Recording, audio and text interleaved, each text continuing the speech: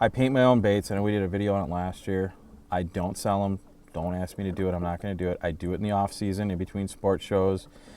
It's something I just love to do. And the reason I did it is because I found on certain lakes, certain colors worked in spinners that weren't transposed into crankbaits. So I started doing it myself.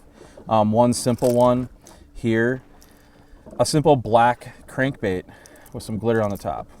That is a great one, especially on days like today where it's really, really bright. That lure will stick out like a sore thumb.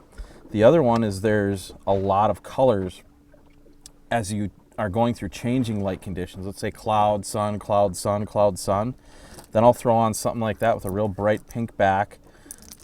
It's my version of a fire tiger, pink fire tiger. And then get into greens with a little chartreuse on there. And what I found is you can go to a store and there's a lot of good colors out there. Don't get me wrong, especially nowadays, companies are really getting into funky colors. But even the natural minnow stuff, like here's one I did up. Just a natural minnow where I wanted more gold on the side of it. I wanted to have a little bit more gold flash to it. So typically what I start out with when I'm fishing crankbaits is I start out with something real loud like this. If this fish is engulfing that whole lure, I know I'm pretty much dialed in on it. It's either really like an orange, green, or pink. So let's say I'm trolling this guy around and I'm not getting bit at all.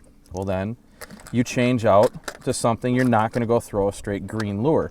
Then you may go to a more of a chartreuse and orange. If this starts getting bit right on the back hook, like all the time right on the back hook, you know that it's really keen on that chartreuse. That's what that fish is liking. So then maybe I'll throw on something with more chartreuse on it. So that's kind of a simple rule of thumb of how I go through my crankbaits to catch fish. Same thing goes with a straight up pink. If this is getting bit all the time, you know, just engulfed, you know that they like that pink purple hue. Always pay attention to where and how the walleye are eating the crankbaits. If you're always on the front hook, you're all good.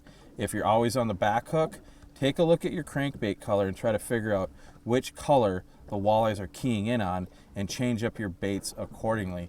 And that has worked for me for a long time, so I encourage you guys.